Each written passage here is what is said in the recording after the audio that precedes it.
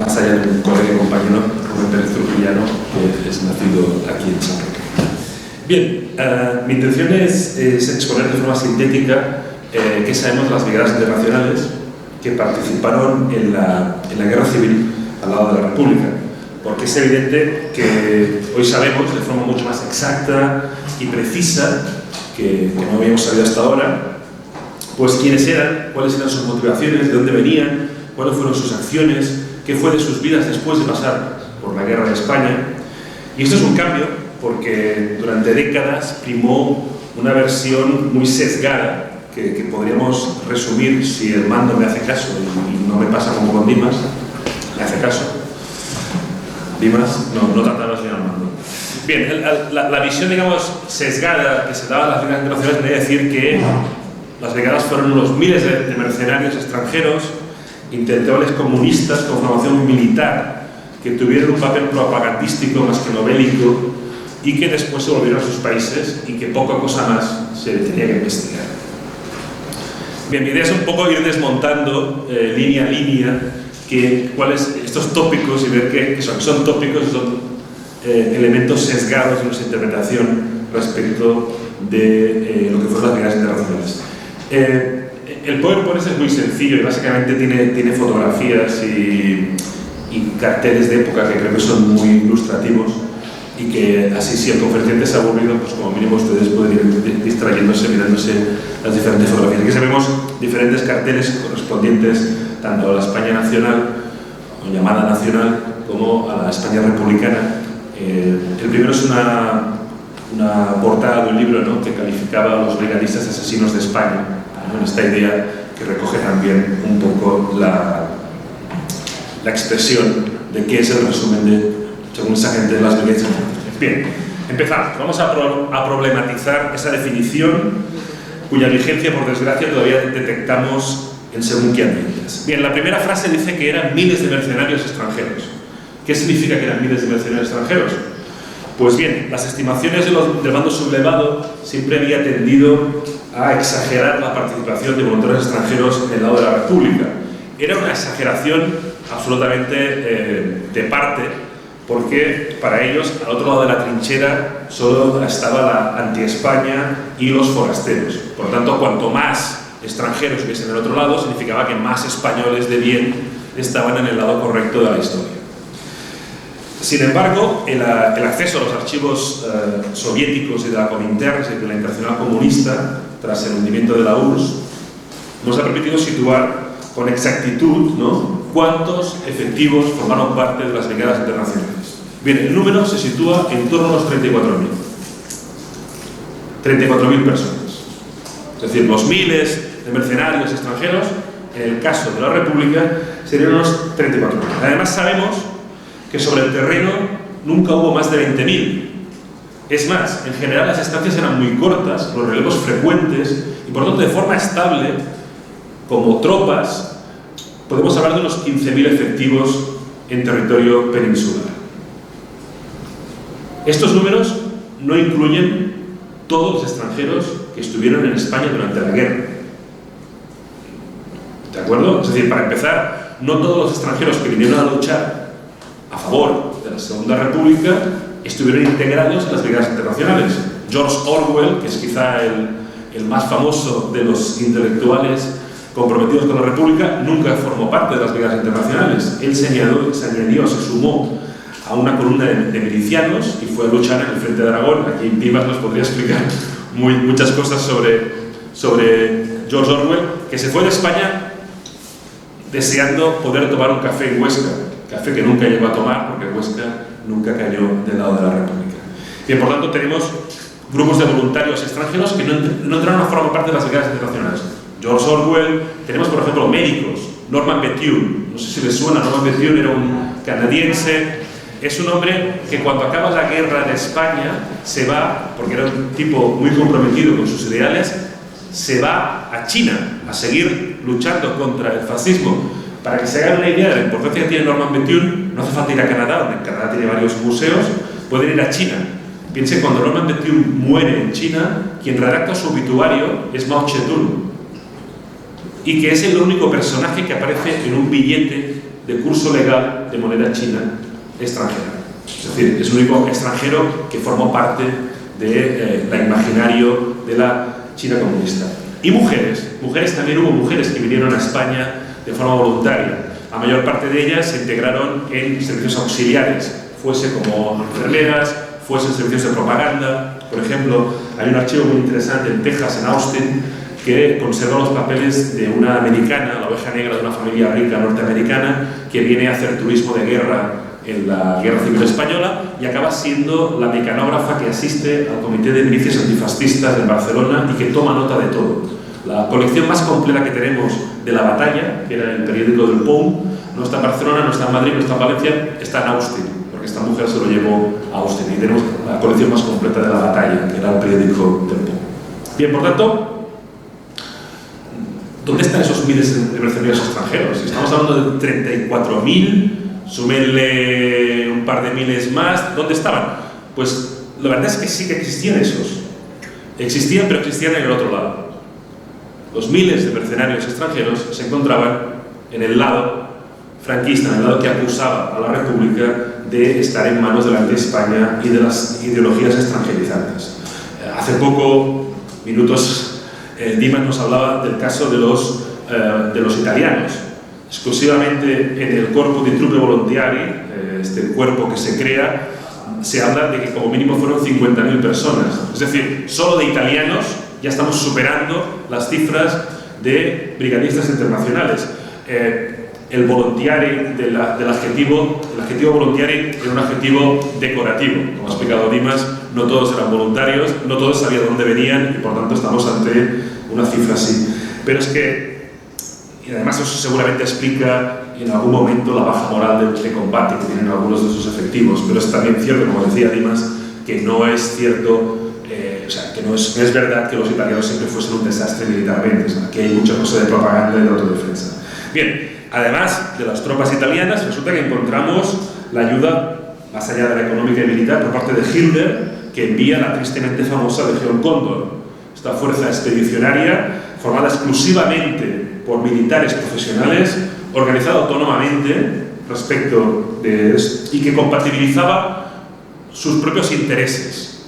Eso no quiere decir que actuase de forma aleatoria o al margen del mando militar franquista. No, lo que quiere decir es que tenían sus propios objetivos, como por ejemplo, pues, experimentar tácticas militares, como es el bombardeo con bombas incendiarias, como pudieron comprobar véase Guernica, véase otras poblaciones que sufrieron esos ataques. En total pasaron por España unos 16.000 efectivos, 600 aviones y 6.500 infantes. Por tanto, ya estamos en cifras también, de nuevo, acercándonos a lo que eran los brigadistas internacionales. A ello hay que sumar las tropas marroquíes. Las tropas marroquíes, algunos autores aseguran que habrían podido superar los 80.000 efectivos. Es decir, a estas grandes cifras, 50.000 italianos voluntarios mínimo, 22.000 de la Legión Cóndor, 70.000, 80.000 marroquíes, hay que añadir todavía grandes cifras de portugueses, católicos, irlandeses, voluntarios de todo tipo. Es decir, que es cierto que existían miles de mercenarios extranjeros, pero los estábamos buscando en el lado que no tocaba. ¿Qué pasaba con los 34.000 voluntarios brigadistas que participaron en el lado republicano? ¿De dónde procedían? ¿Cuál era su origen? Bien, no es fácil de responder. No es fácil de responder porque en primer lugar nos encontramos con orígenes difusos. Y déjenme explicarles qué quiero decir con orígenes difusos. Piensen en un sujeto, el soldado X, que había sido sujeto del Imperio Austrohúngaro, desapareció tras la Primera Guerra Mundial, descendiente de judíos, de la Galicia polaca, nacido en Budapest, de lengua germánica, exiliado en Francia y militante comunista. Claro, este hombre, ¿en qué grupo nos encaja? Nos encajan muchos grupos. ¿Y él cómo se presenta? Pues se presenta como más le interesa y puede cambiar su adscripción durante la guerra. Por lo tanto, eso nos provoca que ciertos personajes nos aparezcan repetidos, porque a veces se presenta como judío, a veces como austrohongarés, aunque ya no exista, a veces como polaco, a veces como... es complicado. En segundo lugar, nos encontramos con aquellos que no deseaban revelar su identidad. gente por razones políticas, de seguridad, de carácter personal, y finalmente aquellos miembros de las recientes emigraciones, de la gente que había emigrado, por ejemplo, a Latinoamérica, que todavía se identificaban indistintamente con el país de origen y con el país de acogida, o querían compartir lengua y cultura, y eso les permitía presentarse como mejor les convenía. El caso de Cuba es paradigmático. Mucha gente que había emigrado a Cuba todavía había nacido en España, o había nacido en una Cuba que todavía era española.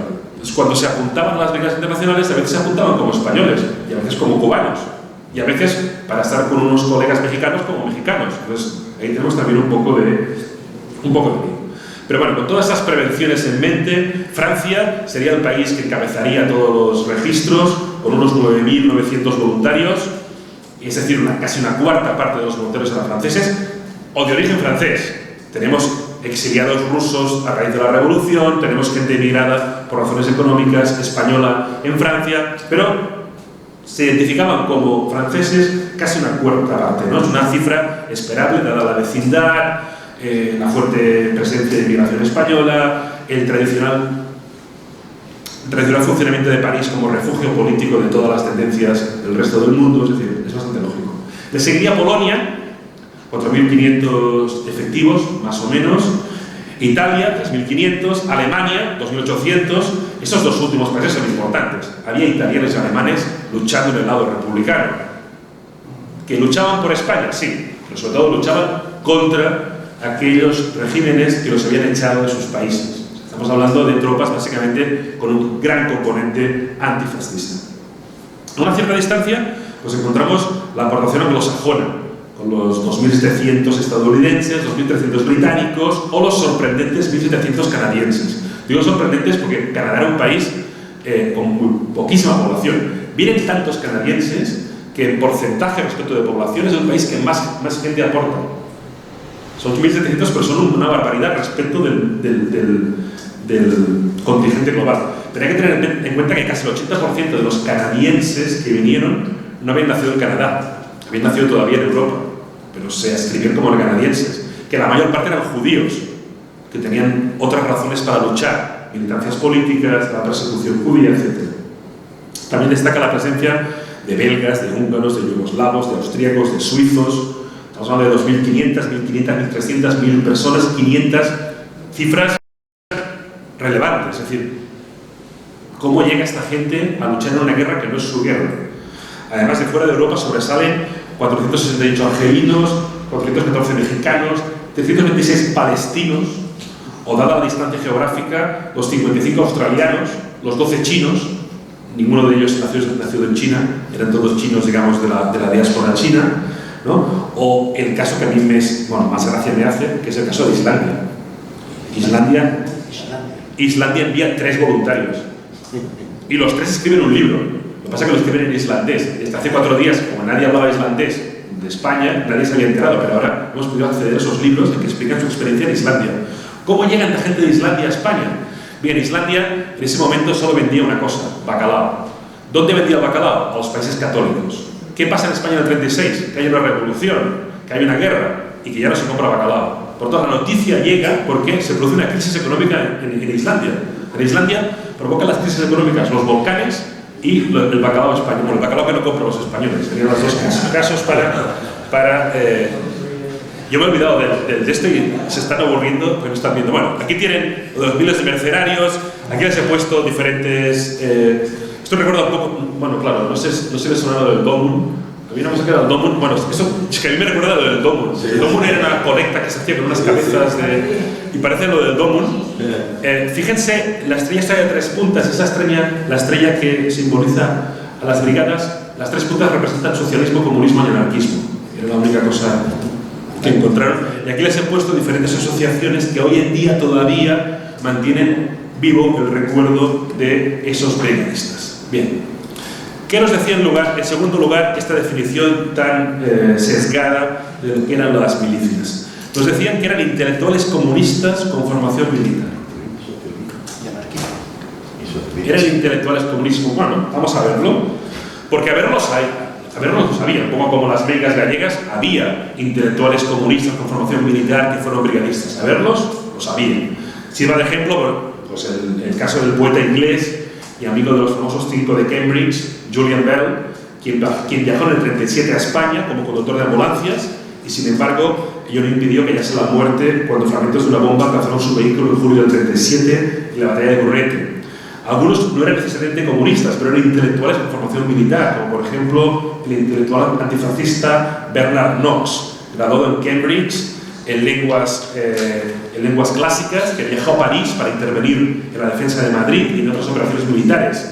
Tras la guerra, marchó a los Estados Unidos, participó en la Segunda Guerra Mundial como enlace entre los servicios secretos de la resistencia francesa e italiana y posteriormente, cuando acabó la Guerra Civil Española, la Segunda Guerra Mundial, ¿qué hizo? Pues se volvió a Cambridge y fue el fundador de los Centros de Estudios Helenísticos de Harvard.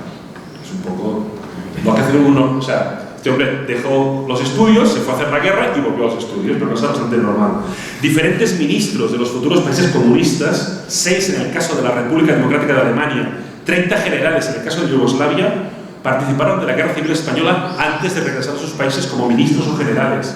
Intelectuales de las principales universidades occidentales. Aquí siempre me gusta destacar Albert Hirschman.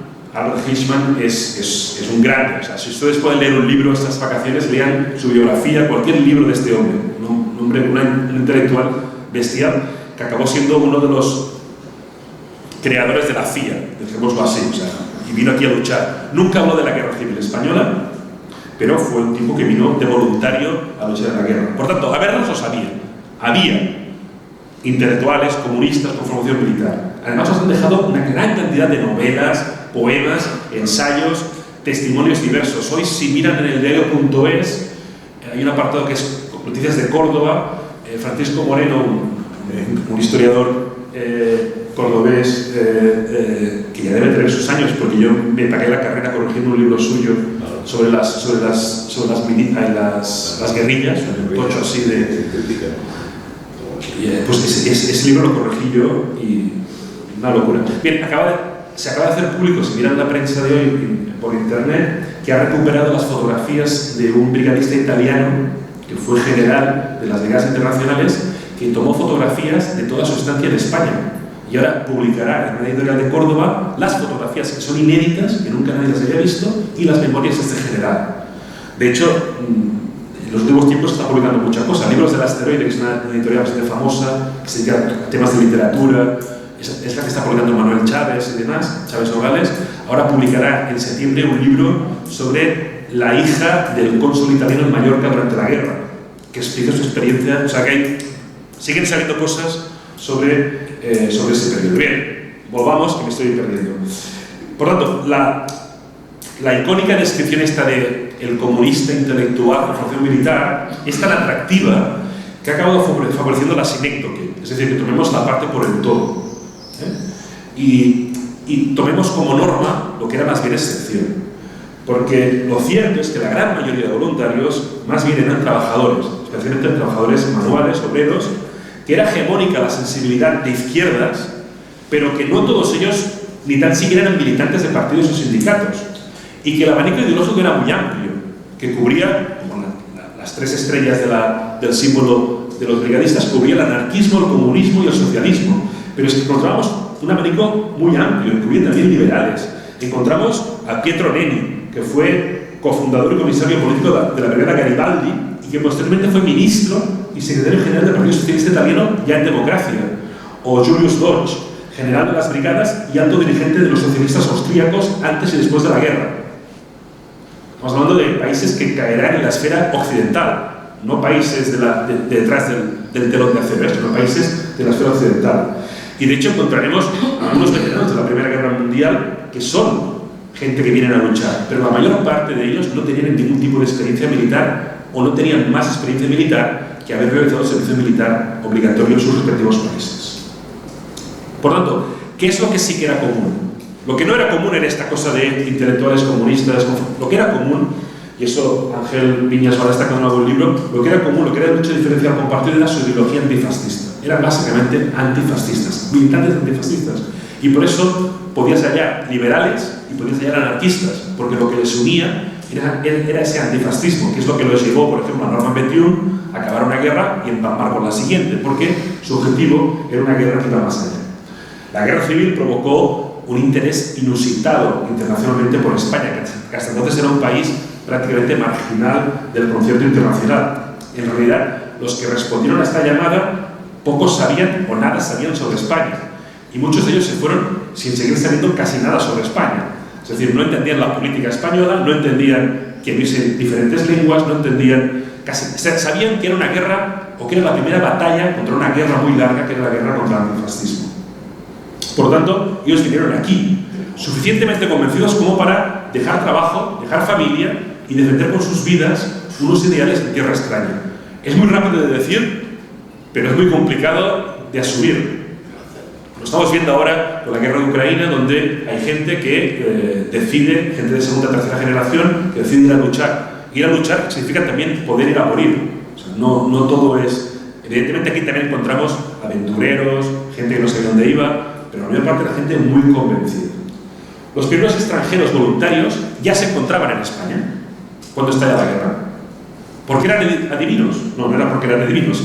Era porque muchos de ellos, por ejemplo, se habían trasladado a Barcelona, donde el 19 de julio del 36 tenían que inaugurarse los Juegos Populares, que era, digamos, la contra de los Juegos Olímpicos del 36 en Berlín, con Hitler presidiendo los Juegos Olímpicos. Entonces, contra ese movimiento fascista se habían montado los Juegos Populares en Barcelona, que nunca se inaugurarán. Eran 6.000 atletas venidos de todos los diferentes países que participaban, y muchos de ellos pues se implicaron en las primeras escaramuzas que hay en la ciudad de Barcelona en julio del 36. Después encontrábamos refugiados políticos, gente que venía huyendo de sus países. André Malraux, el novelista, aviador y demás, pues será uno de estos primeros personas que participarán, ¿no? Después será miembro de la Resistencia Francesa, ministro con De Gaulle, pues hablando de gente relevante, ¿no? O el socialista revolucionario italiano Fernando de Rosa, que fue famoso porque estaba refugiado en España después de intentar asesinar al hijo del rey Víctor Manuel de Saboya.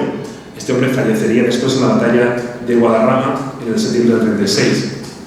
Algunos de estos primeros voluntarios, que todavía no son brigadistas, son voluntarios internacionales, pero todavía no son brigadistas, porque no existen las brigadas internacionales, serán los primeros en morir en las calles. Sabemos que seguramente el primer extranjero que muere es un atleta austríaco, Meister, no sabemos nada más de él, que muere el 19 de julio abatido en la escaramuza que hay en las ataranzas de Barcelona, donde se habían refugiado las tropas sublevadas y son asaltadas por la Guardia Civil, que se mantiene fiel a la República, y los voluntarios de la CNT y demás.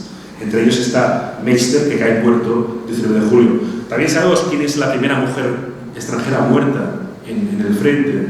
Era la artista comunista Felicia Brown. Era una visitante, había venido a España para asistir a los Juegos Populares de Barcelona y se acaba listando voluntaria, y parece ser que muere por fuego enemigo en Tardienta. Serían los dos casos de extranjeros que son los primeros en morir en la guerra.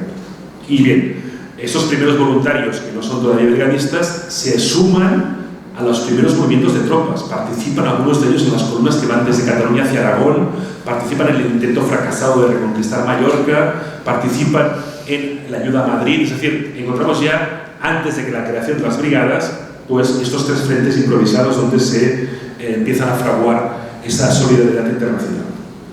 Que no todos ellos fueran comunistas no significa que el comunismo no jugase un papel muy importante en la organización de lo que serían las brigadas internacionales. Bueno, es decir, una cosa es que reconozcamos esa diversidad de orígenes de los voluntarios, y otra cosa es que seamos tan inocentes como para no ver que había una mano muy claramente de la Comintern, de la Internacional Comunista, en la organización de esas brigadas internacionales. No movilizas 34.000 personas solo con buena voluntad. Necesitas una logística, y esa logística la puso la Internacional Comunista, básicamente los servicios secretos soviéticos, ¿no? Y a través, sobre todo, del Partido Comunista francés y del Partido Comunista español. Ese trasfondo comunista soviético comportó cosas positivas, si ustedes quieren verlo así, es decir, se prioriza la disciplina militar, hay armamento, porque llega armamento de la Unión Soviética, etcétera, etcétera, pero también tiene una parte negativa, la persecución de cualquier desviación ideológica, especialmente el trotskismo, provocó no pocas purgas y en algunos casos provocó que algunos voluntarios no se integrasen en las brigadas y buscasen otras formas de luchar contra el fascismo, pero no desde todas las brigadas. Orwell nunca se integrará a las brigadas porque Orwell básicamente es una persona que detecta el estalinismo de los primeros y por lo tanto nunca se integrará a las brigadas.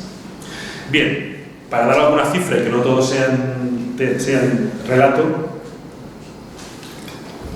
el 18 de septiembre del 36 el gobierno republicano aprobaba la puesta en marcha el 18 de septiembre del 36 la Internacional Comunista aprobaba la puesta en marcha del reclutamiento y propaganda y encargaba al Partido Comunista Francés, encabezado por André Martí y la ayuda del Partido Comunista Español, que se pusiesen en marcha esas brigadas internacionales.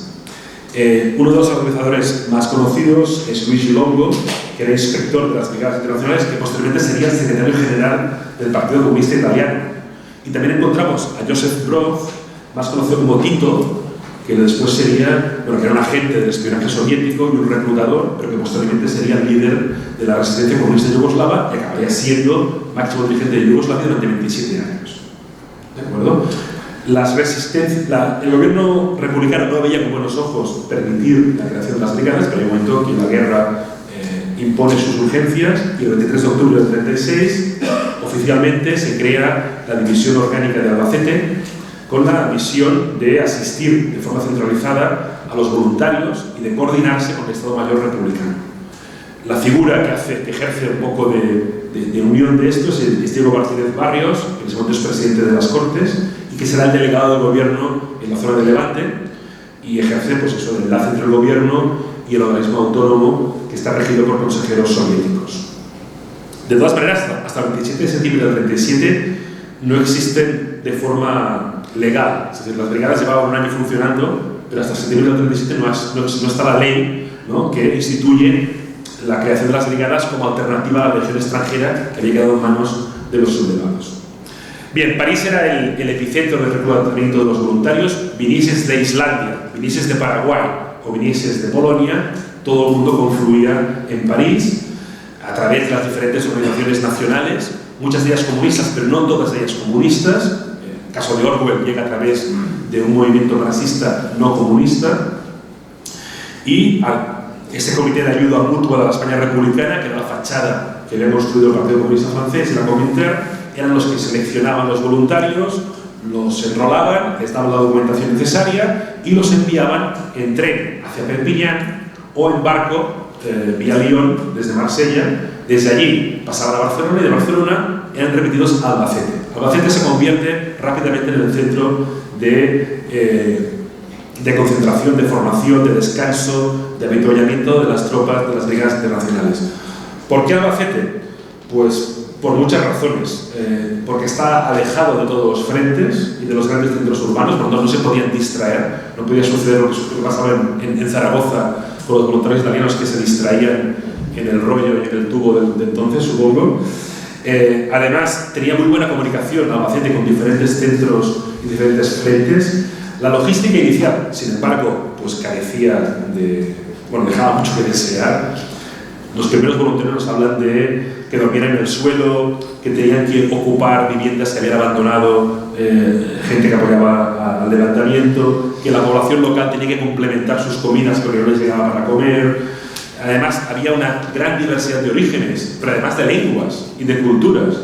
De hecho, durante esa época, la base de Albacete se bautiza como el papel de la Mancha, porque no había manera de entenderse allí.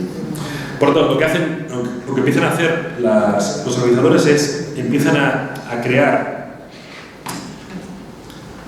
esta foto tienes la foto de la Olimpiada Popular de Barcelona que nunca se llegó a realizar. Lo curioso es que en el mismo estadio donde el 19 de julio del 36 debía inaugurarse y nunca se inauguró, fue donde el 25 de julio del 92 se inauguraron los Juegos Olímpicos de Barcelona y Pascual Maragall, en su discurso inaugural, recuerda ese hecho. Recuerda, aquí se estuvo a punto de realizar unos Juegos Olímpicos antifascistas. Es un discurso muy bonito, a pesar de ser un político, es un discurso muy bonito, muy cargado de historia y que tiene una referencia muy bonita al anterior suceso que fue los Juegos del 36 nunca realizados. La segunda fotografía, esto es los cuarteles que se montan en Barcelona cuando la Ciudadela, la fortificación militar que había construido Felipe V, se devuelve a la ciudad. Entonces se construyen unos edificios para albergar a las tropas militares españolas, y a partir del siglo 36 se convierte en el centro de reclutamiento de las brigadas. Y si ven la fila de gente que están, hay un tipo súper alto que sobresale muchísimo. Es George Orwell, porque medía casi 2 metros. O sea, es un tipo enorme, es un tipo altísimo. De hecho, lo curioso es que, andando el tiempo, esta ahora es la sede de la universidad donde yo hice el doctorado. O sea, yo he estado ahí, pero más bien tomando un café, no militando. Y el último es André Malraux, que entonces era un aventurero novelista que acabará siendo político, ministro de Cultura, una persona muy relevante en la historia de Francia. Bien, estábamos en Albacete. Bien, en Albacete los voluntarios tenían que rellenar un cuestionario para saber su formación militar, si es que la tenían, sus lenguas, etc., y intentar poner un poco de orden. ¿Qué pasaba? Había tan poca gente con experiencia militar que cualquier persona que hubiese nunca tomado un arma en sus manos era nombrado sargento, teniente, lo que fuera, porque no había gente que supiese qué hacer. Además, empiezan a intentar crearse divisiones a partir de las lenguas, es decir, que se crean compañías que intenten que se puedan entender entre ellos, que hablan el mismo idioma. Pues encontramos austríacos y alemanes juntos, encontramos un poco construyendo una cierta cohesión.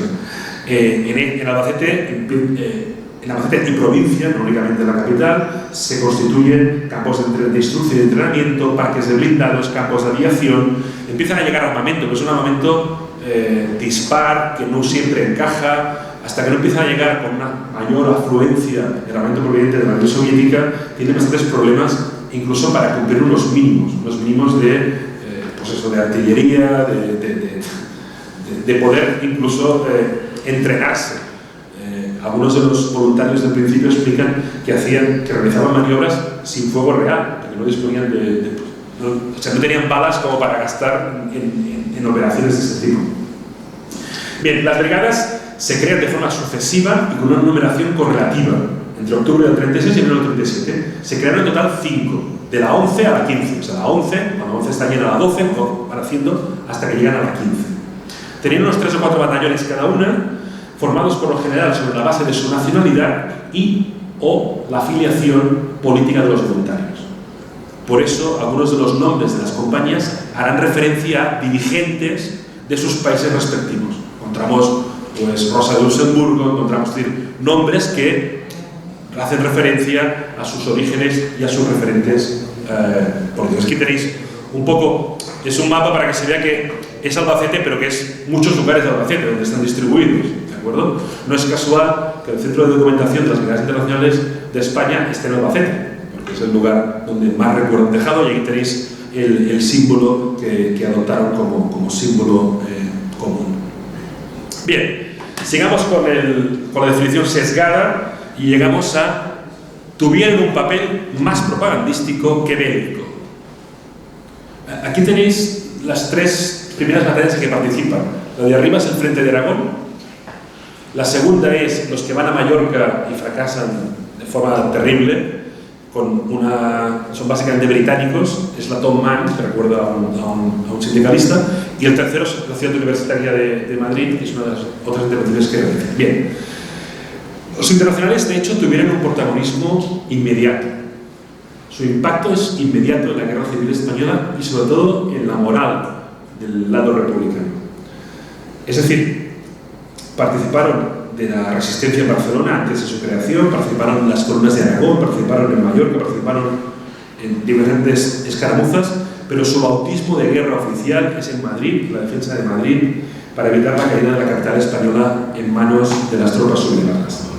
Los brigadistas provocaron un efecto psicológico positivo en los defensores republicanos, y a este elemento, que ya por sí destacable, es la moral, es uno de los elementos básicos en cualquier estrategia militar, cabe sumar la experiencia aportada, especialmente durante los primeros meses de combate, cuando en el bando republicano cundía el desconcierto, la desorganización, las insuficiencias y las incapacidades militares.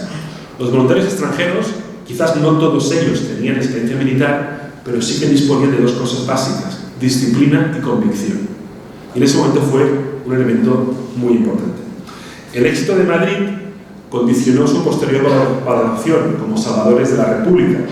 Nada ejemplifica mejor este impacto que el desfile de 2000 brigadistas por la Gran Vía madrileña entonando la Internacional, cada uno en su lengua, mientras las tropas sublevadas se acercaban a las puertas de Madrid desde la Puerta de Toledo.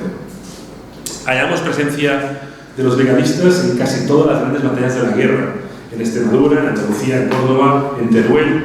En algunos casos son decisivos, en otros los militares republicanos malgastan sus fuerzas, es decir, los utilizan de forma no del todo correcta, a menudo sin protección de fuego artillero, a veces masacrándolos, enviándolos a lugares imposibles de luchar. Y en otras pocas pueden hacer.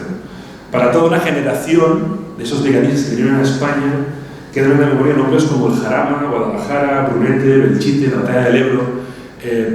Si tienen ocasión de contactar con los herederos de estos brigadistas, verán que a menudo cuando volvían a sus países, pues se abrían un local, le ponían Jarama, Belchite, es decir, encontramos nombres españoles que quedan ahí. O si recuperan las imágenes que ahora se han vuelto a saltar a la prensa, porque no sé si saben al caso de que el Panteón francés ha integrado entre sus muertos un soldado español que participó de la resistencia contra los nazis y que ha sido integrado en el Panteón. Salen imágenes de las tropas que ocupan París y cómo la mayor parte de las tanquetas llevan escrito Brunete, Guadalajara, es decir, para ellos era una batalla más de una guerra contra el fascismo que había empezado en el 36. Bien, las brigadas internacionales fueron utilizadas sistemáticamente como tropas de choque, cumpliendo satisfactoriamente en general su función, pero a veces sin el adecuado apoyo artillero o cobertura aérea. Eso comportó también un elevado número de bajas. A menudo su sacrificio no era suficientemente aprovechado, pues no se utilizaba correctamente o no se las acompañaba suficientemente o no se les daba el tiempo necesario para recuperarse o para retirarse. Por ejemplo, el 15 de noviembre del 36, estamos hablando de pocos meses después de su constitución, la 11ª brigada, la primera brigada que había existido internacional, había perdido el 40% de sus hombres. Son unos porcentajes abismales.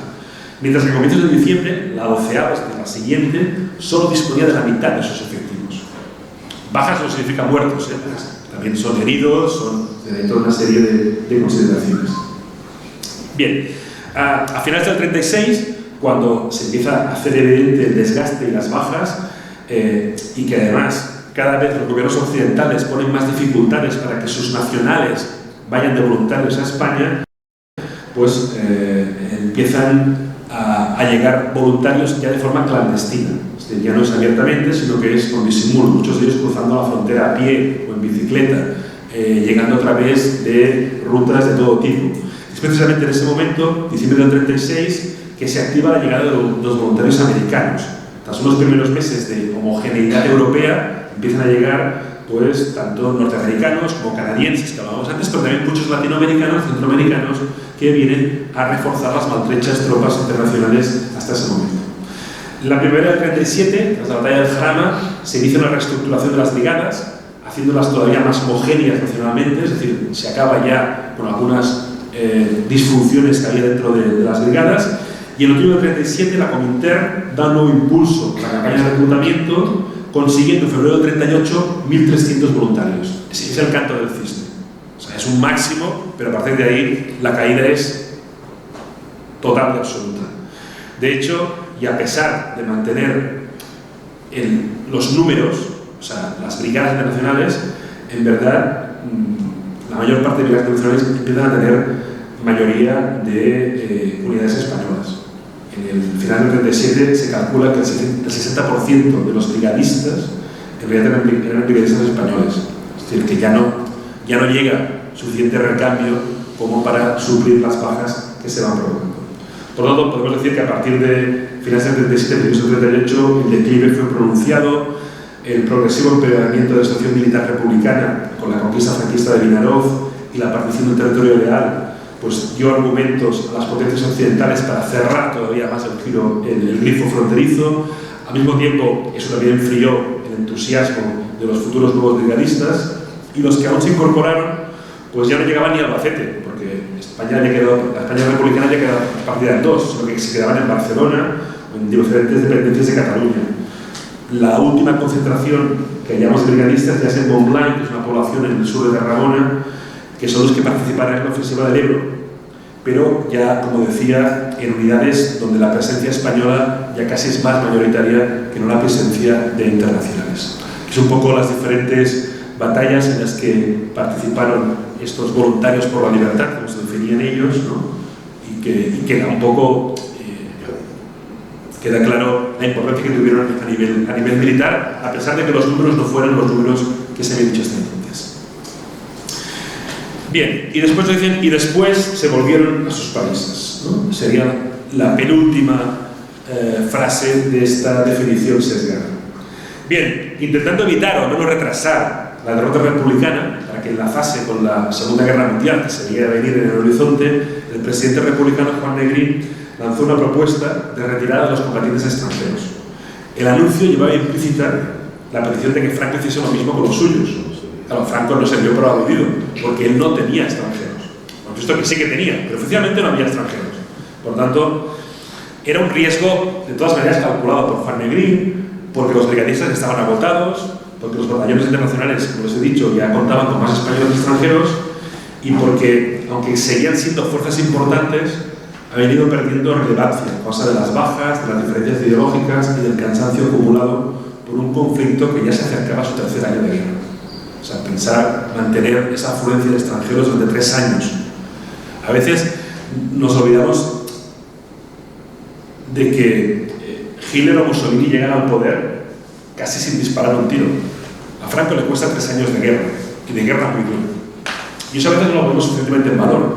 Es decir, aquí, el fascismo que en ese momento representa a Franco, tarda 3 años en conquistar el poder. No llega a través de unas elecciones, no llega a través de una marcha sobre Roma, sino llega a través de una guerra cruel que se alarga de forma absolutamente macabra. Bien, el 20 de octubre del 38 se produce un emotivo desfile de despedida y homenaje por las calles de Barcelona a los brigadistas. Se despedía así a los internacionales. Las imágenes conservadas muestran unas calles repletas de gente que lanzaban confeti, como en las parades estas americanas que tiraban desde la Quinta Avenida, saludando, vitoreando a los internacionales voluntarios que por un día habían cambiado sus armas, que por otra parte eran necesarias en el frente republicano, pues habían cambiado las armas por banderas y por flores, ¿no? El desfile se prolongó durante horas, con escenas de abrazos emocionados entre brigadistas y la población, que lógicamente la República utilizó y difundió, y fue un acto presidido por las máximas autoridades. No sé si ahora se verá, tendría que verse, no tendría que verse, pero no se ha visto. ¿Qué es un vídeo? Es un vídeo. Igual clicando tú con el dedo, haces magia. No se admite un vídeo en línea. Bien, pues no se emite un vídeo en línea. Si van a YouTube y ponen Brigadas Internacionales de Barcelona, verán el desfile. Si luego hacen lo mismo, verán que Franco imitó ese desfile después en Barcelona. Hizo el mismo recorrido con las tropas por la diagonal de Barcelona. Diagonal, que en ese momento se llama 14 de abril, que después se llamará Generalísimo Franco. Bueno, los nombres de las calles saben que van cambiando. Bien, es un vídeo que es bastante emocionante, más allá de los discursos de Passionari y compañía, ver la población, esa misma población que también recibirá con gritos y con tal a las tropas de Franco. Pero bueno, sabemos que eso a veces pasa. Bien, les decía, se volvieron a sus países, no todos.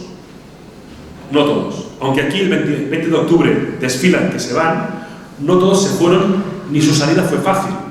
Obviamente no se fueron los muertos y los detenidos por los sublevados, que eran bastantes. Víctor Hurtado eleva a casi 1/3 las muertes de brigadistas. Yo creo que es una cifra algo exagerada, pero bueno, la mortalidad fue alta. Son pérdidas muy altas, pero porque también participaban como tropas de choque, entonces ahí tienes muchas bajas. Tampoco no todos cumplieron las órdenes. Así, entre 5 y 6.000 extranjeros, sobre todo italianos, alemanes, polacos, húngaros, portugueses, suizos y estonios, se quedaron en España, rechazando incluso la oferta de acogida en terceros países como Francia y en algunas repúblicas latinoamericanas. ¿Por qué rechazaron? Pues no tenían país donde volver. Vuelve tú a Italia de Mussolini siendo brigadista, ex-brigadista a favor de la República, o vuelve tú a Alemania de Hitler o a Portugal de Salazar. No tenían sitio donde volver. Además, de todas maneras, intentaron aguantar en España, pero en febrero del 39 Cataluña ya no existe. La Cataluña republicana no existe, por lo tanto muchos de ellos a malas tuvieron que cruzar la frontera. Muchos de ellos acaban internados en campos franceses de prisioneros, donde también acaba buena parte de la población que huye del franquismo. Otros, en cambio, habían salido antes. La dureza de los combates provocó algunas deserciones. No todos los brigadistas eran héroes. La guerra es muy dura y hubo gente que venía con buena voluntad, pero viendo la guerra se fueron. De casos de indisciplina, casos simplemente de petición de abandono y repatriación. Según los consulados, hubo un 2,5% de los brigadistas franceses que pidieron la repatriación y un 13% de los británicos que pidieron la repatriación. Es decir, la guerra era muy dura. Hubo gente que, a pesar de sus convicciones, pues, pidió volver. En el caso de los americanos, de los estadounidenses, perdón, la cifra ronda el 4%. Las deserciones, que también hubo, se castigaron habitualmente con el envío a batallones de zapadores. El fusilamiento, porque también hubo fusilamientos, se reservó para infracciones mayores, como la iniciación de motines, el abuso sobre prisioneros, combatientes muertos o la población civil o el espionaje. Por ejemplo, en la brigada Lincoln sabemos que se fusilaron entre 2 y 7 desertores. Depende de la fuente, hablan de 2 o de 7. Hubo 7 fusilamientos, pero no sabemos si los 7 fueron por espionaje. Respecto de las depuraciones políticas, esto sobre todo afectó al contingente polaco. El Partido Comunista polonés, el polaco, actuaba con mucha fuerza, entonces cualquier tipo de divergencia fue sancionada. O, por ejemplo, encontramos que los búlgaros no pueden volver porque Bulgaria decide retirar esa nacionalidad. Los búlgaros quedaron sin nacionalidad, se convirtieron en apátridas. Los que se fueron no fue fácil volver porque podía resultar peligroso por su militancia antifascista o porque simplemente su país había dejado de existir. Checoslovaquia ya no existía, había sido devorada. Polonia le quedaban 4 días. Es decir, hay una serie de gente que salió de un país y nunca más pudo regresar porque ese país desapareció, fue borrado del mapa. La recepción de los brigadistas en sus países de origen estuvo marcada por un enrarecido clima prebélico. En París la bienvenida fue el último acto multitudinario del Frente Popular, ya en desgregación y en retroceso, pero los voluntarios que habían participado en la Guerra Civil Española sin cumplir con el servicio militar francés fueron sometidos a consejo de guerra. O sea, se los recibió bien, pero luego se los juzgó. La acogida en Londres tuvo un carácter popular y políticamente abierto, que incluso participó el Partido Laborista, ahora recientemente ganado las elecciones. En Nueva York, la única presencia oficial fue de la policía, que rodeó a los brigadistas y a los familiares que venían a recibirlos, o el caso de Suiza, ¿no? Donde los 400 brigadistas que volvieron fueron condenados a penas de entre 1 y 6 meses de prisión.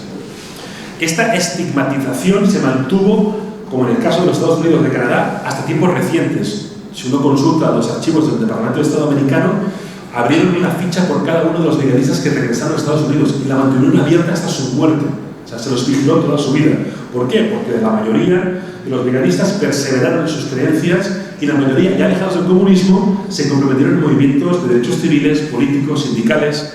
No sé si recuerdan una portada muy famosa de un disco de Bob Dylan del principio, que se ha abrazado con una chica. Sí. Esa chica con la que se ha abrazado, la madre de la chica, había estado en España haciendo de correo por las brigadas internacionales. Lo de que Bob Dylan aprende canciones porque su novia entonces era una militante antifascista. Bien, aquí tienen, más allá del agropecuario, lo de la izquierda es una fotografía en San Pedro de Cardeña, es el campo de concentración franquista donde se concentraban los extranjeros, con los nombres de cada uno de ellos. La mayor parte, si no tenían padrinos, eran fusilados. Esto es la recepción en Estados Unidos, en Nueva York, de los que llegan, ¿de acuerdo? Bien, y llegamos al final, ¿no? que es y poco más debe investigarse, ¿no? Es un poco el retornino, ¿no?, que a menudo nos dicen, no, esto es muy antiguo, ya no hace falta investigar nada más, ya se sabe todo, ¿no? Se sabe todo. Bien, pues a pesar de la singularidad y de la relevancia del fenómeno, no siempre las guerras internacionales fueron objeto de estudio y de interés. Por un lado, jugó en su contra ser partícipes del bando derrotado en la Guerra Civil Española. Después serían del bando ganador en la guerra global contra el fascismo. Pero también la Segunda Guerra Mundial borró esa memoria, la hizo incómoda, hizo mejor esto lo dejamos estar, lo vamos a arrinconar. Recientemente estuvo aquí en España una mujer canadiense que me había pedido que yo colocase su libro. Era un libro que eran las memorias de su padre. Su padre al morir dejó a los hijos unos papeles y a través de esos papeles descubrió que su padre había sido brigadista, un brigadista importante. Entonces, incluso a la familia se le escondía ese pasado, pero era un pasado incómodo. Por otro lado, la posterior Guerra Fría convirtió a esos luchadores por la libertad en personajes incómodos para el relato simple, ¿no?, que a veces desea el poder público, ¿no? Porque, claro, representaban un compromiso ideológico que era molesto en un momento de maniqueísmo máximo, ¿no? Había los malos, que eran los soviéticos, los buenos, que eran los occidentales, y esta gente estaba un poco ahí entre medias, ¿no? Y finalmente, en nuestro caso, en el caso español, la prolongación de la dictadura franquista por casi 40 años añadía mayor dificultad al reconocimiento, o cuanto menos al estudio de aquellos voluntarios extranjeros en tierra española. Cuando en los años 60 empezaron a elaborarse estudios serios sobre la historia española contemporánea a cargo de hispanistas, principalmente anglosajones y franceses, los brigadistas volverían a aparecer en las crónicas. La instauración de un régimen democrático en España en el 75, 76, 77, no discutiremos sobre eso, facilitó la eclosión de la historiografía española centrada en la guerra civil y con ella los primeros reconocimientos a los voluntarios supervivientes. Paradójica y tristemente, a medida que iban muriendo los últimos brigadistas, se incrementaban los homenajes dentro y fuera de España. Si ustedes ponen en Google "muere el último brigadista", verán que es una noticia continua. Cada año muere el último brigadista. Yo estoy esperando que sea verdad. Ahora estamos con un señor de origen valenciano que es el último brigadista, pero llevamos como 15 años con el último brigadista muriendo, ¿no? Un poco como aquella noticia de cada día un hombre es atropellado en el centro del Papa, pobre hombre, ¿no? Es un poco, sería esto, ¿no? El último brigadista muerto. Decía, ya nadie se extrañaba que la prensa dedicase reportajes y noticias a sus visitas, a los reencuentros con aquella tierra que habían hecho suya, así como al fallecimiento de los más relevantes. Wolf, un americano que fue el último dirigente de la Lincoln, estuvo en el 2004 en la zona de la Raya del Ebro, y me acuerdo que cuando se despedía se giró y dijo: si nunca más nos vuelven a citar, ya saben dónde estamos. A un hombre tenía 90 años y se ofrecía, que si hacía falta, él volvía otra vez a luchar. Un americano enorme, 2 metros. Claro, también se producían cosas extrañas. Los primeros negros luchando con la Lincoln, ¿no?, que provocaron sorpresa en la población española. Bien, les decía, además, algunos de ellos pudieron regresar en democracia. Aquí les pongo algunas fotos de algunos de estos luchadores de la libertad, e incluso recibieron la nacionalidad española como homenaje. De hecho, la última ley de memoria democrática, esta que se está combatiendo en algunas autonomías, los incluye colateralmente, pues impulsa la recuperación y la identificación de los restos humanos todavía abandonados en los antiguos frentes de batalla, aunque a mayor tiempo, mayor dificultad para identificarlos. En ese sentido, deben destacarse iniciativas como la del Sistema de Información Digital sobre Brigadas Internacionales, el SIGBRIN. Es un servicio que pueden ustedes consultar online, SIGBRIN, Servicio de Información Digital de las Brigadas Internacionales. Es un servicio dirigido por Lourdes Prades, que es un encanto de mujer. Es un proyecto de investigación que nació en 2010 y que en 2014 se convirtió en un proyecto de la Universidad de Barcelona. Funciona en línea, agrupa 3 bases de datos relacionadas, una de fuentes documentales, una de encuadramiento militar y una de brigadistas. Tienen una entrada por cada brigadista. Lourdes, aprovechando el confinamiento de la COVID, envió a todo su personal a casa y les dijo: desde casa vamos a hacer fichas. Llevan 34.000 fichas. Eso es aprovechar el tiempo. Lourdes nunca da puntadas sin hilo y ahí se puso a trabajar. ¿Por qué ha sido posible esas fichas? Bien, ha sido posible por una cosa que ha sucedido, que es lo que les explicaba al principio de todo, que es que se ha puesto en marcha arriba a la derecha el SIPRIM, este servicio que les decía de la Universidad de Barcelona, arriba a la izquierda la página de acceso al Archivo Estatal Ruso de Historia Política Social, el GASPI, sus siglas en ruso. Ahí han volcado en online toda la documentación digitalizada sobre las guerras internacionales que tenía la Internacional Comunista. Hay de todo, hay dibujos, hay informes, están en todas las lenguas. Problema. Hay dos problemas. Uno, que si ustedes entran ahí nunca más van a volver a salir. Los amigos míos se pasan noches enteras porque es como ser abducido por un gusano inmenso. Y dos, hay una cosa que igual les suena, se llama la guerra de Ucrania, que ha provocado que los rusos jueguen también con nosotros a través de eso. Y a veces, cosas que has visto un día, al día siguiente no están. Cosas que no estaban están. Hay días que no puedes acceder, hay días que no te puedes bajar cosas. Entonces, bueno, es un poco lotería. Pero si tienen curiosidad, encontrarán documentación en español, documentación en francés, sobre todo en francés, que es la lengua en ese momento mayoritaria, pero en ruso también. Encontrarán fotografías, dibujos de niños, de los niños que se fueron a Rusia, y hay una ficha por cada uno de los brigadistas que participaron y demás. Es una cosa bastante bestial. Y vaya, es muy interesante. Ahí sí encontramos, por ejemplo, los legados trasladados de forma clandestina desde España, desde primero Madrid, Valencia, Barcelona, las diferentes capitales de la República, a la URSS, cuyo contenido incluye detalles militares, mapas, materiales burocráticos diversos sobre ligas internacionales, expedientes personales, multitud de fotografías, datos e información sobre la implicación soviética de la guerra civil española, etcétera, etcétera. Bien, pues cuando nos acercamos a los 90 años de su creación, de la creación de las brigadas internacionales, pues todavía resultan molestas en algunos lugares. Entonces había puesto aquí algunas imágenes de monumentos y demás inaugurados. Algunos de los monumentos han sido retirados por las autoridades a raíz de cambios políticos, ¿no? Por ejemplo, la calle que se llamaba Brigadas Internacionales, una plazoleta en Madrid, con el cambio que hubo con la entrada del gobierno de PP, Ciudadanos, Vox, pues se retiró porque resultaba molesta. Es decir, que de alguna manera la memoria de los brigadistas, como sucede con la guerra civil y el franquismo en general, se sigue utilizando como un arma arrojadiza desde la política, en una muestra más de cómo ciertos sectores no han acabado de asimilar y aceptar el pasado reciente. En 1937, un poeta muy famoso, Oden, estuvo 7 semanas en España apoyando al bando republicano como camillero y conductor de ambulancias. 7 semanas es mucho para darse cuenta que era un inútil conduciendo ambulancias, tuvo no sé cuántos accidentes. Al final le dijeron, Walden, será mejor que te dediques eres un poeta, haz poesía, deja estar hablando de...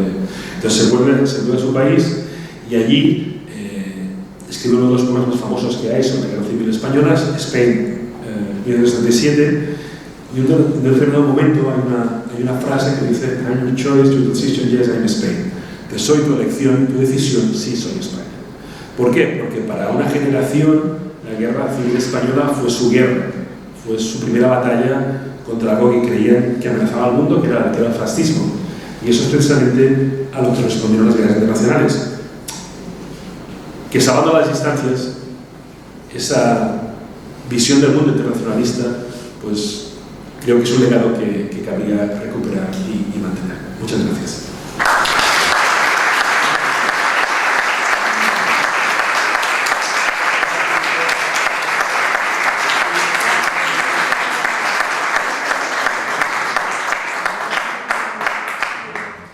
Y ahora si no tienen prisa para ir a comer, no le voy a preguntar. Si tienen prisa para ir a comer, se tendrá perfecto. Perdona, ¿puedes comentar la foto esta de la brigadista que pone algo que la relaciona con Trotsky? La foto anterior, aquí que no entiendo muy bien lo que pone. Perdón, sí, les explico. Claro, es que no se lo he explicado. Bien, aquí hay 4 fotografías. La primera, de hecho, es el archivo ruso que está en línea. El segundo es el SIPRI, el servicio tal. Lo que hay debajo es el CEDOBI, es el Centro de Documentación de las Brigadas Internacionales, que está en Albacete, que vale la pena, es un centro tal. Y lo que hay justo debajo es la revista The Volunteer. The Volunteer es la revista que publica ALBA.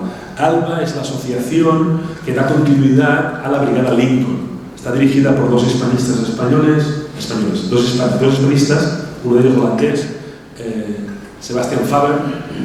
Entonces es una revista que se publica a cada 6 meses y publican toda serie de estudios y demás. Uno se puede suscribir si quiere y demás. Esta revista siempre contiene materiales interesantes porque hay por una parte las familias herederas de los de la Lincoln, por otra hay una serie de historiadores, Sebastian Faber es uno de los más destacados.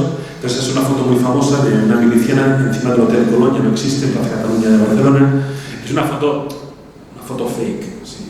Es una foto más de postureo que de otra cosa, pero claro, es una chica joven mirando la cámara desafiante con un Mauser a la espalda, y se ha convertido en una foto muy icónica, ¿no? Después, como la revista se impulsa por la parte de la Lincoln, que era una división, pues que para empezar agrupaba razas diferentes, cosa que en Estados Unidos, es decir, lo que no era posible en Estados Unidos era posible aquí. Compartían trinchera gente que en Estados Unidos hubiese vivido en mundos diferentes, pero también ideológicamente era muy diverso. A mis estudiantes les sorprende cuando se los digo, ¿no? Pero a principios del siglo XX, el lugar del mundo donde el sindicalismo era más poderoso era Estados Unidos. Y era más rico, y era más diverso. Y The Volunteer, de alguna forma, recoge eso. Y por eso nos habla de anarquismo y de trotskismo, porque es una revista que recoge esa herencia que nos cuesta entender, porque ahora lo que vemos es que Estados Unidos está presidido del sindicalismo, los de Amazon se pelean y tal, pero había sido un país con una gran potencia, y ahí tienen que irse a la literatura, ¿no? John Dos Passos, Steinbeck, o sea, tienen toda una literatura bestial de los años 20, 30, que te recoge ese mundo, ¿no? Hay una película que se llama Cradle Bull Rock, Abajo el telón, en castellano. Es una película que están todos los rojos de Johan Cusack, Susan Sarandon, Emily Watson, toda esta gente.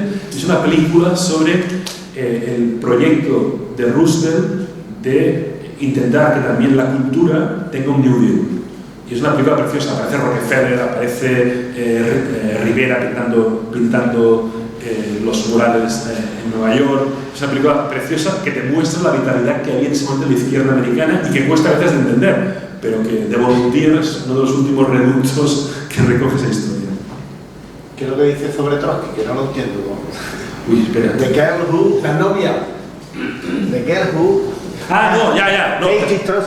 Sí, bueno, vosotros sabéis que Trotsky es asesinado por Ramón Mercader, un militante comunista catalán.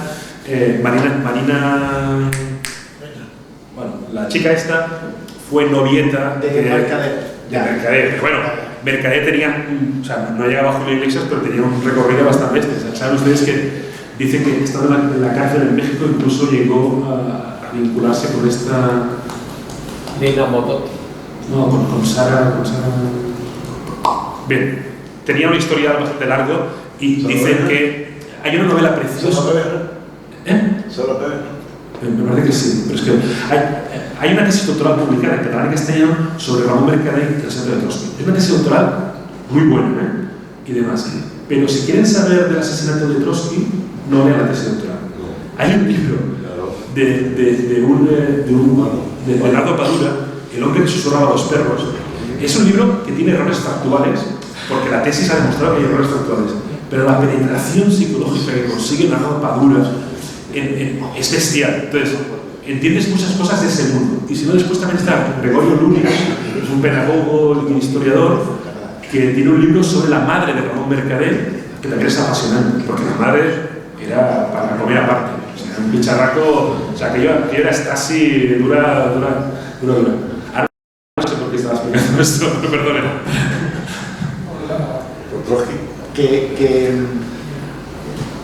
Has dicho, por ejemplo, que Orwell estuvo como combatiendo, pero no estuvo en las brigadas internacionales. Correcto. ¿Se puede hablar de un volumen de cuánta gente vino en condiciones parecidas? Y esta gente también venía con organizaciones, ¿no? Que no estaban... Sí. Lo que pasa es que, claro, hay gente además que venía con doble...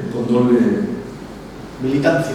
Sí, es decir, por ejemplo, yo ahora supuestamente estoy acabando un libro, pero supuestamente no lo hago, ¿no? Sobre Hemingway.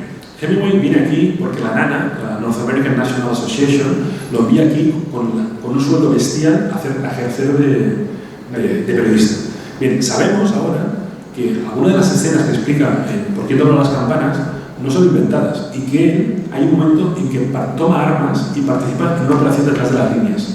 Entonces, él venía como periodista, pero hubo un rato que estuvo tirando tiros. Norman Bethune viene con una comisión tal, un tema de ambulancias, y acaba montando un servicio de transfusión de sangre. Entonces, cuesta mucho controlar a esta gente. Los que fueron a luchar, sí, porque tenemos, la burocracia es fantástica, y esta gente cobraba. Entonces, tenemos los registros de la gente que fue al frente de Aragón, porque se pagaba. Porque tú tenías que decir si querías recibir el sueldo en el frente o enviárselo a tu familia. Entonces, tenemos registrado. Entonces, ahí sí que sabemos la gente que fue. Sabemos la gente que fue a Mallorca, sabemos la gente que fue al frente de Aragón. Eso lo tenemos controlado. Estamos hablando de unos pocos miles de personas. No estamos hablando de 30.000 personas más. Estamos hablando de 2.000, 3.000, no. Y luego está toda esa gente, pues eso que estaba en España y hacía de diplomático, de periodista, de enfermero, de conductor de ambulancias, esos son, hay que contarlos cómo los cuentas. Pero, aún así, comparado con lo que hay en el lado franquista, es que, o sea, lo de guerra civil española, en el otro lado, ni es guerra ni es civil ni es española. No es guerra, porque básicamente lo que hay es represión y muerte en todos los territorios que controla. No es civil, porque básicamente la llevan los militares, y no es española, porque la ayuda, o sea, la importancia que tiene la ayuda militar extranjera es decisiva. Por eso Ángel en la cuatrilogía lo demuestra. Es decir, si la ayuda, o sea, para empezar, las tropas marroquíes se hubiesen quedado en Marruecos. O sea, es que no hubiese podido pasar. Empezando por ahí. Entonces, es verdad que la internacionalización de la guerra es muy importante, sí, pero sobre todo es muy importante militarmente en aquel lado. Y luego económicamente, es otra vertiente que justo ahora empezamos a vislumbrar. Que claro, la guerra necesita dinero. La guerra es una actividad cara. Es un hobby caro. Solo posible para economías fuertes como la americana o dictaduras. Porque tienes que redesviar todo el gasto hacia el esfuerzo militar, que es un desastre. Se conoce que ha habido voluntarios portugueses en la Liga Internacional, pero ¿cuántas tropas portuguesas ayudaron al franquismo? Porque es de lo que menos... Muchísimas. Ayudaron de dos maneras. Había voluntarios portugueses que participaron en alguna operación militar. La principal ayuda, y la ayuda que Franco más agradecía, era el patrullaje que hacían de toda la frontera. Toda la gente de Extremadura, incluso si hablas con gente de Extremadura, es terrible. O sea, gente que cruzó pensando que se iba a salvar, y allí estaban esperando los portugueses que devolvían la gente al lado español que fueron fusilados. En la zona de Galicia, lo mismo, toda la parte del Miño y del Sil. Entonces, la función principal de Portugal fue cubrir la retaguardia Franco. Claro, eso tiene un valor incalculable. Es decir, a diferencia, para entendernos, había dos grandes fronteras. Si obviamos Gibraltar y Andorra, España tiene dos grandes fronteras, Portugal y Francia. El comportamiento de las autoridades de un lado y otro no podía ser más distinto. Lo que fueron todo facilidades para el lado franquista en la frontera portuguesa, fueron todo dificultades para el lado republicano en la frontera francesa. O sea, ojalá se hubiesen portado los franceses como se portaron los portugueses con los franquistas. Porque era un territorio que les servía para todo. Les servía para capturar a los que se iban, les servían para descansar, les servían para avituallamientos, les servía para cosas que no llegaban a través de la frontera. Pues eso es fantástico. También es verdad que Salazar siempre calculaba. Salazar es un contable y todo el rato calcula. Y calcula que le interesa más y que le interesa menos. O sea, Salazar tiene un control muy claro, una dependencia británica muy marcada. Entonces ahí él calcula. Y él da hasta donde puede dar, no da más. Entonces, pasa que en España, esta cosa tan curiosa que vivimos de espaldas a Portugal. O sea, es como si Portugal no existiera. Y Portugal nos intenta de muchas cosas. Entonces, pero sobre siempre, ¿eh? Antes no sé quién me decía lo de... sí, Juan hablaba de aprender lenguas. Nadie se plantea aprender portugués. Y, oye, más cercano, ¿no? Es una cosa bastante curiosa. Vivimos de espaldas de Portugal, pues Portugal no fuese nada. No fuese nada.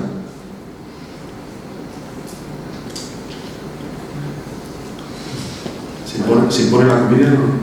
Una preguntita, antes mencionado yo sabía algo sobre, dentro de las brigadas internacionales, los judíos que vinieron a la brigada internacional, que supongo que vendrían del todo movimiento budista, ¿no? Y del movimiento comunista de derecha y sobre todo.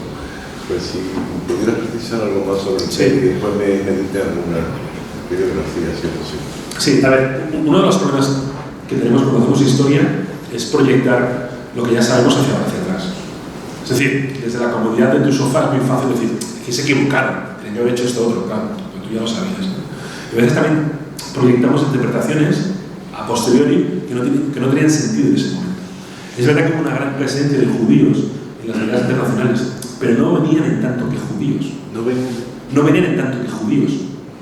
O sea, su motivación para participar en el antifascismo no era el hecho de ser judíos, porque de hecho la mayoría de ellos eran ya judíos no practicantes.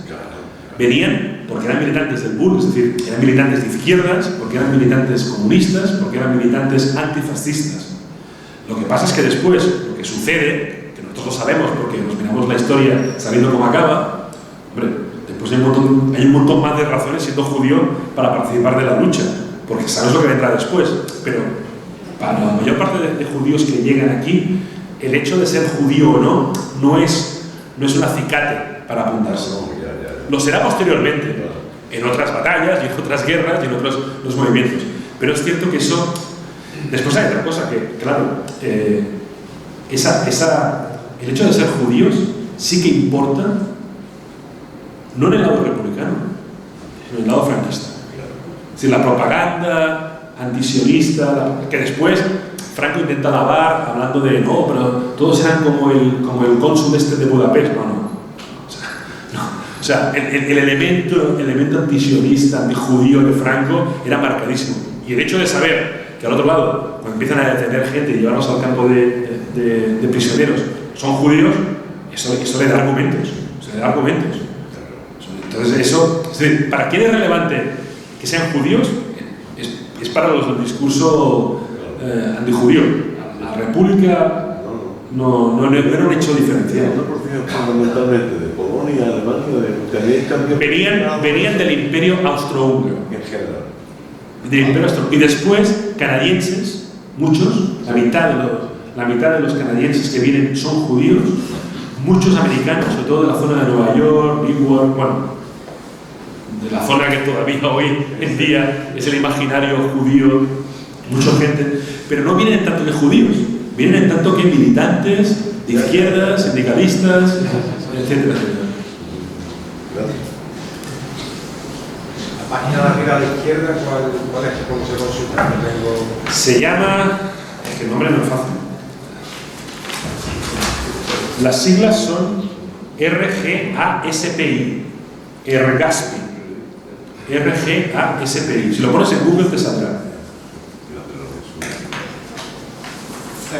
Te iba yo a preguntar por el destino de la vuelta de los alemanes, de qué pasó con los brigadistas alemanes, si se repartieron por el mundo, si se fueron a la Unión Soviética. Y te voy a contar una anécdota, que hace poco leí un libro que mi hijo, ya no me acuerdo ni el título, es un libro que sobre la fundación del Estado de Israel, que lo escribe un israelita de izquierda ateo. Entonces este hombre cuenta que su padre llegó a Israel después de la Segunda Guerra Mundial y cuando el Estado judío ya le piden que se identifique. ¿Y usted de dónde es? ¿Usted que es judío? O dice, yo no tengo, ¿cómo que no tiene religión? ¿Pero usted de dónde es? Él era militante anarquista catalán y dice, yo no puedo decir no que soy español, y dijo, yo soy catalán.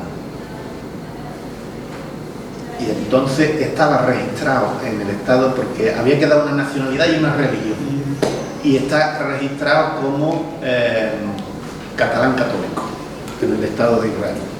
Sí, es posible. O sea, hay una simpatía israeliana por las naciones sin Estado, porque todo el rollo este del renacimiento y demás, que es muy típico. ¿Y los alemanes qué pasó con los alemanes? Los alemanes tenemos tres destinos, ¿de acuerdo? Están los alemanes que lo que hacen es irse al exilio, muchos de ellos a Estados Unidos, y algunos de ellos desembarcarán en Normandía y algunos de ellos formarán parte de los grupos que interrogarán a los nazis. El padre de un amigo mío que dejó de hablar alemán en el 33, o sea, este amigo mío, él habla inglés, porque su padre se hizo americano, pero su padre era americano, su padre era un judío alemán. Y su padre desembarca en Normandía y acaba siendo de los interrogatorios de los alemanes posteriormente. Entonces tienes alemanes que vía Estados Unidos hacen eso. Luego tienes los que eran miembros de la Internacional Comunista, que son utilizados. La Internacional Comunista tenía sus peones y los iba moviendo, pues acostumbraban a ser gente que hablaba muchos idiomas, que se movían y que no sé qué. Y luego están los que son atrapados por el Estado francés y acaban formando parte o de los grupos de trabajadores forzados o de la legión extranjera, algunos de los cuales acabarán luchando finalmente en Indochina y demás, y algunos de ellos acaban escapándose y formando parte de la resistencia francesa. Entonces son los tres destinos. En ninguno de los casos era volver a Alemania. Porque la muerte. Perdona, Fede. Sí, no, retomando lo que ha dicho mi compañero sobre Palestina, ¿sí? Ha mencionado que ha habido voluntarios también de dirección palestinos, pero claro, aquella época era el mandato británico de Palestina, eran judíos, era la población autóctona musulmana cristiana que había. Eran bueno, o sea, tenéis que situaros en el momento. El pensamiento de izquierda se había penetrado bastante en toda la zona del antiguo Imperio Otomano, ¿de acuerdo? Y encontramos militancia. De hecho, ahora se ha publicado recientemente un par de trabajos sobre eso, y es decir, el islamismo que vimos ahora no existía, sino más bien había un movimiento laicista similar al que podía suponer en otros países, y es vía eso que esta gente viene. Esta gente viene por eso, es decir, y después hay una cierta fascinación mutua entre ese mundo árabe y la España republicana, una serie de contactos, y eso facilita ese trasvase. De hecho, uno de los trabajos que me llegó el otro día, lo que hace es ver cómo la prensa de toda la zona del Próximo Oriente sigue con gran detalle todo lo que se está haciendo en España. Porque ahí se entrecruzan muchas cosas, es decir, ahí están, todo el mundo es consciente que es una primera batalla de una gran guerra que tiene que venir. Pero la anterior gran guerra que provocó el hundimiento del Imperio Otomano, los mandatos coloniales, entonces esta gente tiene interés en saber qué pasará. ¿Qué pasará en esos territorios? Donde además se ha incrementado su valor geoestratégico por las reservas de combustible, etc. Entonces ahí hay mucho interés. Y la gente que viene son autóctonos, no son judíos trasladados allí, no, estamos hablando de gente autóctona allí. Lo que pasa es que vienen más bien, igual que los judíos, vienen por la parte más ideológica que no por la parte religiosa cultural. En algún caso estoy pensando en Yugoslavia o en Argelia. Porque vinieron argelinos y vinieron yugoslavos, digamos, fue una escuela militar para lo que después vendrían las revoluciones en Yugoslavia o en Argelia. Tito, la guerra de guerrilla de Tito, aquí aprendes. En el caso de argelinos, de todas maneras, a ver, no va a estar lo mismo, es decir, hablamos de argelinos, pero la mayor parte eran descendientes de menorquines, descendientes de gente de la zona de Alicante, es decir, los colonos que Francia instala en Argelia no son franceses, son básicamente, es decir, Albert Camus, su abuela era de Menorca y su abuela solo hablaba menorquín y no hablaba ni francés, nada, o sea, entonces, claro, para mucha de esta gente es que España no era algo ajeno, era algo, es un poco como la dificultad para entender el tema de Cuba, ¿no? Es decir, ¿por qué Franco le marca tanto Cuba? Bueno, porque es que Franco nace que Cuba todavía es española, es una provincia española. Entonces, Sanjurjo y demás, es que todavía sirvieron en las colonias. Es muy próximo. Entonces, para ellos, España es el país de donde ha venido, pues igual su madre. O sea, que todavía hay un vínculo. Después, era muy frecuente hacer temporadas. O sea, Mi suegro me explica que su abuela, o sea, su madre era nacida en Argentina, pero nacían uno en Mallorca, uno en Argentina, uno en Mallorca, uno en Argentina. Es decir, la globalización ahora es masiva, pero estábamos globalizados hace mucho tiempo. Entonces, pasar temporadas, o sea, yo era pequeño, daban mi amigo Marco, y Marco se iba a buscar a su madre a Argentina desde Italia, ¿no? Y tal, o sea, que no era una cosa extraña. Entonces, para mucha gente, volver... por ejemplo, hay muchos finlandeses, desproporcionado, pero es falso. Hay un momento en que en Finlandia hay una crisis provocada por unas hambrunas y muchos finlandeses se van a Canadá. Entonces, cuando vienen a luchar la guerra civil española, como Canadá ha prohibido que participes, muchos se presentan como finlandeses. ¿Pero por qué? Porque si se presentan como canadienses van a tener problemas. Entonces, como finlandeses no tienen ningún problema. Entonces, si tú hablas español, puedes decir que eres paraguayo, que eres cubano, que eres... Tampoco no... O sea, que es una distancia un poco confusa a veces. Bien, pues muchas gracias por aguantar hasta ahora. Gracias.